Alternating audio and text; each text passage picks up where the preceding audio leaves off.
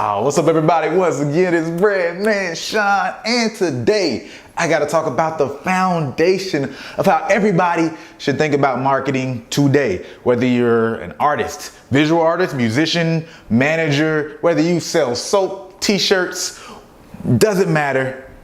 Understanding marketing funnels will help you better strategize how to create fans, customers, and even a community to spark a movement. So let's get into marketing funnels and then I'll be back. All right. So this is what a marketing funnel looks like. It's split up into these 5 categories: awareness, consideration, conversion, loyalty, and advocacy. Now I've put it into my own words. Now, for instance, awareness is basically the discover phase. This is however you find out about something, however you discover it. That could be through social media, email, search engine optimizations, which means when you're on Google and something pops up in the browser as far as the search terms. It could be an ad that pops up when you're watching TV or when you're on one of the websites.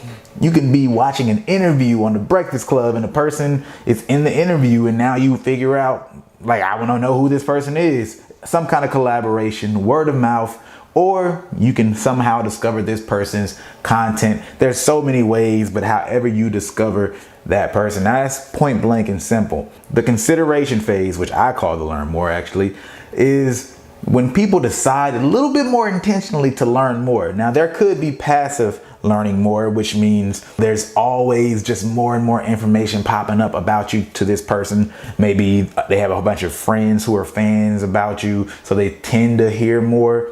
But the learn more tends to be a little bit more active, where they're now saying, I'm aware of that person, I discovered them, now let me figure out a little bit more about this person. Now, if you're an artist, that's pretty much going to look like them listening to your music, or they could be consuming your social brand. If you have a lot of funny social content or whatever type of social content you have out there, they might just be consuming that. But typically it's going to be the music, or at least you want it to be the music. If you have some kind of brand like a software in this learning more phase, that could be you providing some kind of free content or information like an ebook or something like that, and then they download the ebook. Same thing could be done for an artist though. You can provide something and get something in return, like an email address or phone number as well. And then even if you have like a t-shirt brand or something like that, that can also just be people finding more about what other styles do you have now that people have learned about your brand. That's learning more. It's kind of straightforward. It's really just the idea of people figuring out more. They're going down the rabbit hole of your brand. Now, conversion, this is when that engagement is getting a lot deeper. And this is when things become a lot more intentional from you as a brand, because you are trying to create fans out of this marketing funnel. Now, what does that look like? When we're talking about deepening engagement, you have multiple ways, but one way is extremely systematic. When we talk about sending out emails, if you in the consideration phase exchanged some form of product or some form of information for somebody's email, you can create a system and then engage with those people systematically. Or you can have ads that are targeting these people who are learning more about you. They tend to call that retargeting. The people who have engaged with your brand a little bit, now you're starting to hit them with ads. That's why you see those pop-ups whenever you go to certain websites, and then later on, those people start showing ads on other sites. But the freer option really comes from just staying consistent and providing consistent engagement on social media, right? So people might find out and learn more about you on social media. That's how it happens for most people. But then when you're deepening their engagement, you just have to provide content after content after content, and it really needs to be in a variety as opposed to just the same type of content, because in this phase they're really starting to learn more about your brand in particular, and they're deciding whether they actually like your brand in this phase. So you're deepening the relationship, and by staying constant on what you post on social media, it allows you to stay top of mind with them and provide more and more for them to consume. Quick side note, because this is the perfect depiction of why so many one-hit wonders become one-hit wonders. Think about the fact that if someone discovers you and then they even start to learn a little bit more, you have a little bit they can see about you, but then it goes into that conversion phase and you don't have a bunch of content for them to really grab hold of and become a true fan of you. You don't have an established fan base for them to really show what the lifestyle and culture is around you as an artist, around your brand.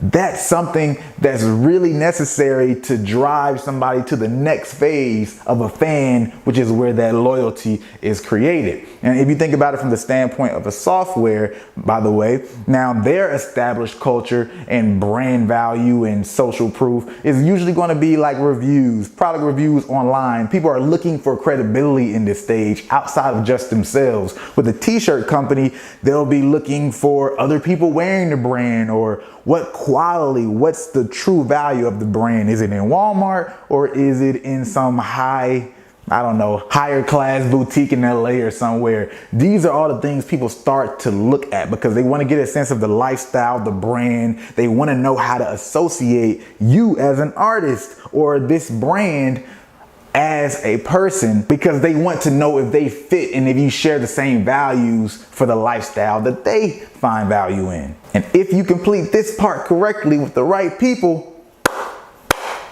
congratulations, you got a fan. But now you have to stay consistent for that maintenance. You have to continue to communicate the values that they decide they're related to, and just do that again and again and again. And those people who really like you and rock with you, they will then advocate for you, which is what you see at the bottom. Number 5, and when they're advocating, that's spreading the word about you, word of mouth.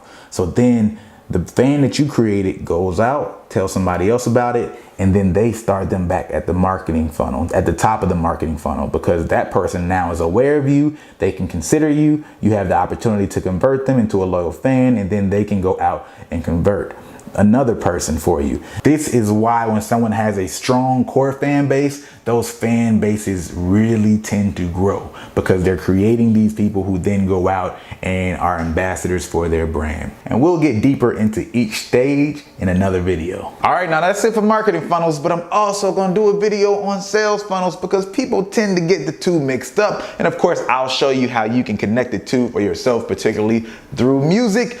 Other than that, if you like this video, go ahead and hit that like button. If you like it, you might as well share it. And if you're not subscribed, you know what to do. Hit that subscribe button.